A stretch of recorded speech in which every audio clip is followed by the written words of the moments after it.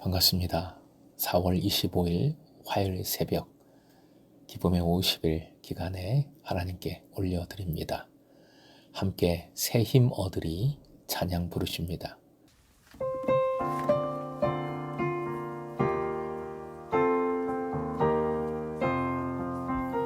새 힘 얻으리 주를 바랄 때, 주를 바랄 때, 우리 주를 바랄 때, 새 힘 얻으리 주를 바랄 때, 주를 바랄 때, 우리 주를 바랄 때, 주님 통치하시네, 소망 구원 주시네. 당신은 영원하신 주, 내 영원하신 주, 지치지 않으시는 주님, 약한 자 방패 되시며 위로자 되신 주, 독수리 같은 힘 주시네. 오늘 말씀은 로마서 4장 18절부터 25절까지, 로마서 4장 18절에서 25절까지의 말씀입니다. 함께 읽겠습니다. 아브라함이 바랄 수 없는 중에 바라고 믿었으니 이는 내 후손이 이 같으리라 하신 말씀대로 많은 민족의 조상이 되게 하려 하심이라. 그가 백선화되어 자기 몸이 죽은 것 같고 사라의 태가 죽은 것 같음을 알고도 믿음이 약하여지지 아니하고 믿음이 없어 하나님의 약속을 의심하지 않고 믿음으로 견고하여져서 하나님께 영광을 돌리며 약속하신 그것을 또한 능히 이루실 줄을 확신하였으니 그러므로 그것이 그에게 의로 여겨졌느니라. 그에게 의로 여겨졌다 기록된 것은 아브라함만 위한 것이 아니요 의로 여기심을 받을 우리도 위함이니 곧 예수 우리 주를 죽은 자 가운데서 살리신 이를 믿는 자니라. 예수는 우리가 범죄한 것 때문에 내줌이 되고 또한 우리를 의롭다 하시기 위하여 살아나셨느니라. 오늘의 기도 제목, 견고한 믿음으로 약속을 신뢰하며 감사하게 하소서. 견고한 믿음으로 약속을 신뢰하며 감사하게 하소서. 18절, 바랄 수 없는 중에 바라고는 직역하면 희망을 넘어 희망하다 라는 뜻입니다. 즉 이것은 인간적으로 희망할 수 없는 어려운 상황 속에서도 하나님의 약속을 향해 희망을 포기하지 않았다는 뜻입니다. 이 믿음은 상식이나 합리적 계산에 따른 것이 아니라 극도로 열악한 상황에서 하나님께 대한 절대적 신뢰, 의존의 마음을 품는 히브리서 11장 1절에 표현한 대로 바라는 것들의 실상으로서의 믿음입니다. 19절 알고도로 번역된 원어는 단순한 정보 습득의 차원에서 알았다는 말이 아니라 주어진 현실에 대해 주시했다, 숙고했다 라는 뜻을 가지고 있습니다. 아브라함은 상황을 직시하고 잘 알고 모든 상황을 인지했다는 것입니다. 그럼에도 믿음이 약해지지 않았습니다. 20절, 믿음의 반대는 불신이고 의심입니다. 믿음이 약해질 때 의심이 싹트고 그 의심이 자라면서 결국 불신이 조장되는 법입니다.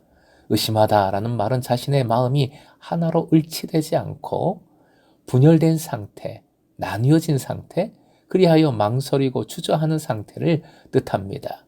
아브라함은 그러한 열악한 육체적 조건에도 불구하고 그 믿음이 약해져 불신에 빠지지 않고 오히려 20절 믿음이 견고해졌습니다.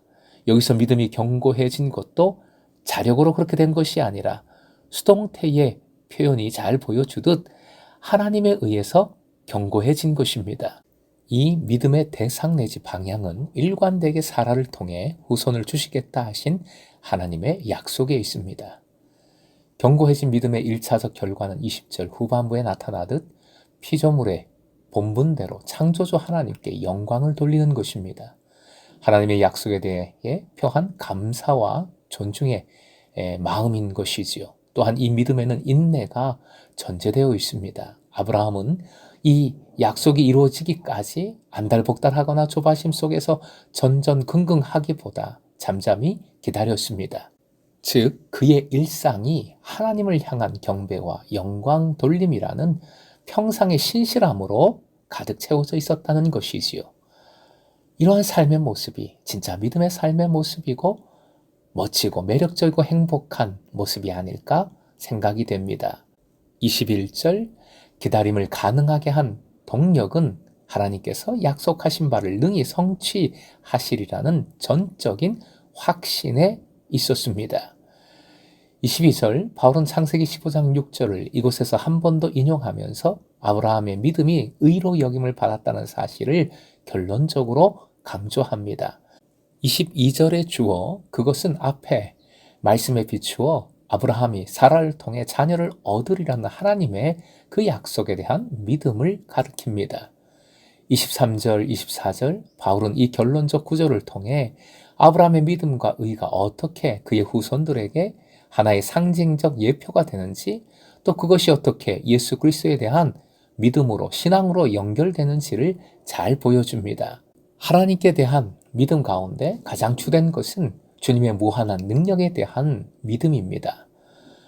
그 능력을 통해 하나님께서는 죽은 것과 다름없던 아브라함과 사라의 태를 통해 자녀를 후손을 낳게 하신 것이지요.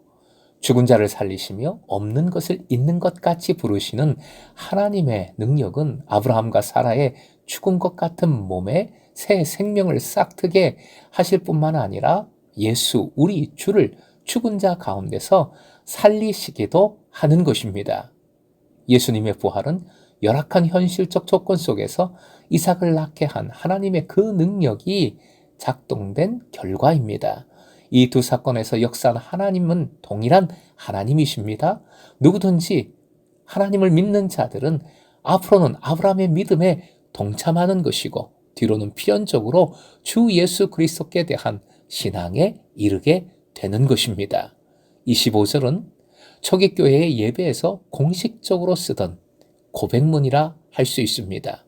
이제 아브라함의 믿음과 의라는 성서신학적 주제가 궁극적으로 예수 그리스도를 향한 신앙에 초점을 맞추고 있다는 것을 잘 보여줍니다. 예수의 내어줌은 가룟 유다의 배신과 예수님의 체포 그리고 순환과 십자가 죽음 등으로 이어지는 일련의 사건을 총괄적으로 가리키지요. 이 내줌이 바로 대속의 은혜입니다. 그리고 부활하시어 새로운 생명의 삶, 의로운 삶을 확증해 주셨습니다. 이 모든 것이 하나님의 약속이요, 능력이요, 은혜입니다. 사랑하는 금성의 제자 여러분, 아브라함은 자기와 사라가 직면한 현실을 모르지 않았습니다. 외면하지 않았습니다. 도피하지도 않았습니다. 직시하고 있었습니다. 잘 알고 있었습니다. 하지만 그럼에도 약속을 먼저 붙들었습니다. 그것이 믿음입니다.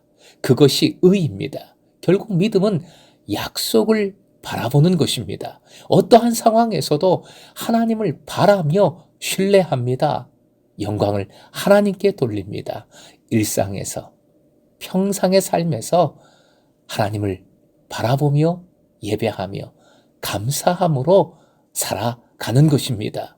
이 견고한 믿음으로 금성의 모든 제자들이 죽은 자를 살리시는 하나님의 능력을 덧입으시길 주님의 이름으로 축원드립니다.